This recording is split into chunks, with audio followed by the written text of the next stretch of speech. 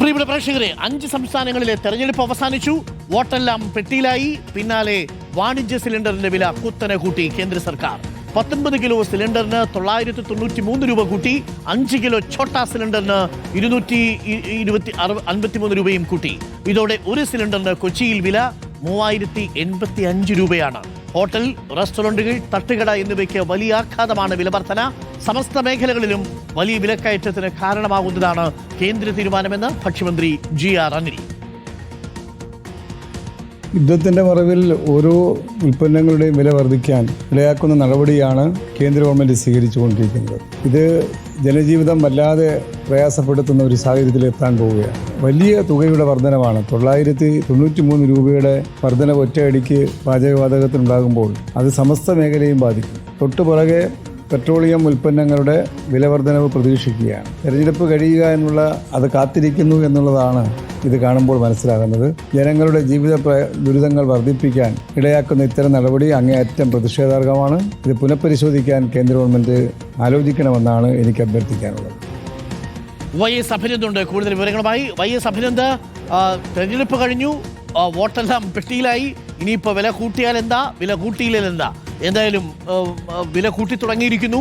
വാണിജ്യ സിലിണ്ടറിന് 993 രൂപ, ഛോട്ടാ സിലിണ്ടറിന്റെയും വില, 5 കിലോ സിലിണ്ടറിന്റെയും വില വർദ്ധിപ്പിച്ചിരിക്കുന്നു എന്നുള്ളതാണ്. വല്ലാതെ വലയില്ലേ റെസ്റ്റോറൻറ്റുകളും ഹോട്ടൽ ഉടമകളും പിന്നെ ഈ ഹോട്ടലുകളെ ആശ്രയിച്ച് കഴിയുന്നവരും? Abhinand. Doctor Arunkumar, good morning. ഇരുട്ടടികൾ ഇടുത്തി പോലെ ഇടവിട്ട മണിക്കൂറുകളിൽ വരുന്നു എന്നാണ് ഏറ്റവും പ്രധാനപ്പെട്ട കാര്യം. ഇപ്പോൾ എന്തായാലും ഛോട്ടാ സിലിണ്ടറിന്റെ കൂടെ വില കൂട്ടിയിരിക്കുകയാണ്. ദില്ലിയിൽ ഛോട്ടാ സിലിണ്ടർ എന്നാണ് അറിയപ്പെടുന്നത്. ഇത് 5 കിലോ സിലിണ്ടറാണ്. ഇതിന്റെ വിലയാണ് ഇപ്പോൾ 261 രൂപയായി വർദ്ധിപ്പിച്ചിരിക്കുന്നത്. രാവിലെ ഇന്ന് വാണിജ്യ സിലിണ്ടറുകളുടെ വില വർദ്ധിപ്പിച്ചത് 993 രൂപയാണ് വർദ്ധിപ്പിച്ചത്. 3071 രൂപ 50 പൈസയാണ് ദില്ലിയിലെ വാണിജ്യ സിലിണ്ടറുകളുടെ വില. പശ്ചിമ ബംഗാൾ തെരഞ്ഞെടുപ്പ് പൂർത്തീകരിച്ച അതിന്റെ പ്രക്രിയകളെല്ലാം കഴിഞ്ഞ് 36 മണിക്കൂർ പിന്നിട്ടപ്പോഴാണ് കേന്ദ്ര സർക്കാരിന്റെ ഭാഗത്തുനിന്നും ഇത്തരത്തിലുള്ള നീക്കങ്ങൾ ഉണ്ടാകുന്നതാണ് ഏറ്റവും പ്രധാനപ്പെട്ട കാര്യം. ഈ നിയമസഭാ തെരഞ്ഞെടുപ്പിന് ശേഷം പെട്രോളിന്റെയും ഡീസലിന്റെയും LPG-യുടെയും അടക്കം വില വർദ്ധിക്കുമെന്നുള്ള അഭ്യൂഹങ്ങളെല്ലാം പാടത്തള്ളിക്കൊണ്ട് കേന്ദ്ര പെട്രോളിയം മന്ത്രാലയം രംഗത്തെത്തുന്ന സാഹചര്യമുണ്ടായിരുന്നു. എന്തായാലും വോട്ടെല്ലാം പെട്ടിയിലായതിനു ശേഷം ഓരോന്നും ഇപ്പോൾ ഓരോ വില വർധനവത ഉണ്ടായിക്കൊണ്ടിരിക്കുന്നതാണ് ഏറ്റവും പ്രധാനപ്പെട്ട കാര്യം. ഇതുവരെയും ഗാർഹിക സിലിണ്ടറിന്റെ വില വർദ്ധിച്ചിട്ടില്ല എന്നതും മറ്റ് ഒരു പ്രധാനപ്പെട്ട കാര്യമായി നിൽക്കുന്നു. പശ്ചിമേഷ്യൻ സംഘർഷത്തിന്റെ പശ്ചാത്തലത്തിൽ വലിയ രീതിയിലുള്ള പണപ്പെരുപ്പമാണ് നേരിടുന്നതെന്നും പെട്രോളിന്റെയും ഡീസലിന്റെയും അടക്കം വില വർദ്ധിപ്പിക്കേണ്ട സാഹചര്യമുണ്ടെന്നുമായി സൂചനകൾ വ്യക്തമാക്കുന്ന ധനകാര്യ മന്ത്രാലയത്തിന്റെ റിപ്പോർട്ട് ഇന്നലെയാണ് പുറത്തു വന്നത്. ഇതിന്റെയൊക്കെ അടിസ്ഥാനത്തിലാണ് പെട്രോൾ ഡീസൽ വില വർധനവിലേക്ക് കൂടി കാര്യങ്ങൾ എത്തുന്നുവെന്നുള്ള സൂചനകൾ നമുക്ക് ലഭിക്കുകയും ചെയ്യുന്നത്. എന്തായാലും അത് ഉടൻ തന്നെ ഉണ്ടാകുമോ എന്നതാണ് ഇപ്പോൾ ആശങ്കയായിട്ടുള്ളത്. അല്പം മുമ്പ് കേന്ദ്ര പെട്രോളിയം മന്ത്രാലയം വ്യക്തമാക്കിയത് ഈ പെട്രോളിന്റെ ഡീസലിന്റെ വില വർധന ഉണ്ടായേക്കില്ല എന്നതാണ്. പക്ഷേ പശ്ചിമേഷ്യൻ സംഘർഷത്തിന്റെയൊക്കെ സാഹചര്യത്തിൽ ക്രൂഡ് ഓയിലിന്റെ വില ബാരലിന് $126 എത്തിയിരുന്നു. അത് ഡിസംബറിലും ജാനുവരി മാസങ്ങളിലും അത് $60 മാത്രമായിരുന്നു. അത് ഇരട്ടിയും കടന്ന് 126 എത്തിയതോടുകൂടി വലിയ പ്രതിസന്ധിയാണ് ഇതുമായിട്ട് ബന്ധപ്പെട്ടുള്ളത്. ഇന്ധന പ്രതിസന്ധി ഇല്ല എന്ന് ആവർത്തിക്കുമ്പോഴും ഇന്ധന വില വർധനവ് ഉണ്ടാകില്ല എന്ന് ആവർത്തിക്കുമ്പോഴും വോട്ടെല്ലാം പെട്ടിയിലായപ്പോൾ എന്തായാലും ഇപ്പോൾ വില വർധനവിലേക്ക് കാര്യങ്ങൾ എത്തുന്നു. വാണിജ്യ സിലിണ്ടറിന്റെ വിലയാണ് നിലവിൽ വർദ്ധിച്ചിരിക്കുന്നത്. ഛോട്ടാ സിലിണ്ടറിന്റെ വില വർദ്ധിച്ചിരിക്കുന്നു. ഇനി ഗാർഹിക സിലിണ്ടറിന്റെ വില വർദ്ധിക്കുമോ, പെട്രോൾ ഡീസൽ വില വർധനവുണ്ടാകുമോ എന്നതാണ് ഒരാശങ്കയായി തുടരുന്നത്. അരുൺകുമാർ. ഓക്കെ, അഭിനന്ദാണ് ഡൽഹിയിൽ നിന്ന് വിവരങ്ങൾ നൽകിയത്. അപ്പോൾ പ്രിയപ്പെട്ട പ്രേക്ഷകരെ, വാണിജ്യ സിലിണ്ടർ ബഡാ സിലിണ്ടറിന്റെ വിലയും കൂട്ടി, ഛോട്ടാ സിലിണ്ടറിന്റെ വിലയും കൂട്ടി. വാണിജ്യ പാചകവാതക സിലിണ്ടറിന്റെ വില കൂട്ടിയതോടെ ഹോട്ടൽ മേഖല വീണ്ടും പ്രതിസന്ധിയിലേക്ക്, വിറകടുപ്പിലേക്ക് പൂർണ്ണമായും മാറേണ്ടി വരുമോ എന്ന ആശങ്കയിലാണ് ഹോട്ടൽ ഉടമകൾ. കൊച്ചിയിൽ വാണിജ്യ ആവശ്യത്തിനുള്ള പാചകവാതക സിലിണ്ടർ വില 3193 രൂപയായി.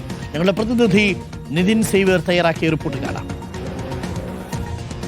പശ്ചിമേഷ്യൻ യുദ്ധം പാചകവാതക മേഖലയിൽ വലിയ പ്രതിസന്ധിയായിരുന്നു സൃഷ്ടിച്ചിരുന്നത്.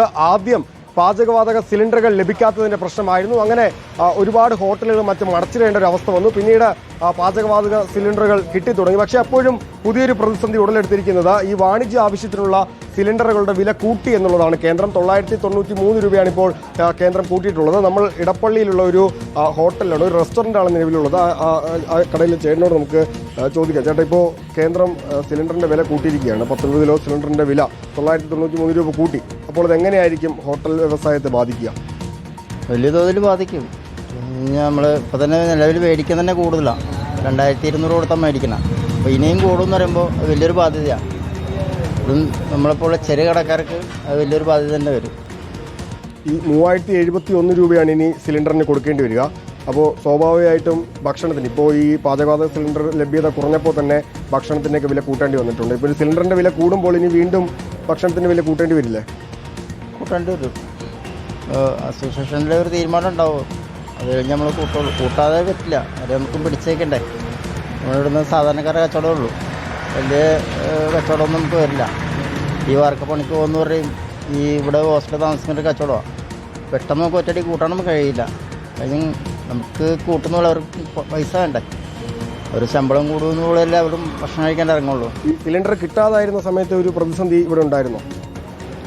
നമുക്ക് വിറക് കൊണ്ടൊക്കെ അഡ്ജസ്റ്റ് ചെയ്തു. ഇനിയും കുറേയൊക്കെ വിറക് തന്നെ പോകേണ്ടി വരും, അത് ഇത്രയും പൈസ കൊടുത്ത് മേടിക്കണ്ടേ. അത് നടപടിയില്ലാത്ത കേസാണ്. അപ്പോൾ അതുകൊണ്ട് തന്നെ വലിയ പ്രതിസന്ധിയിലാവും.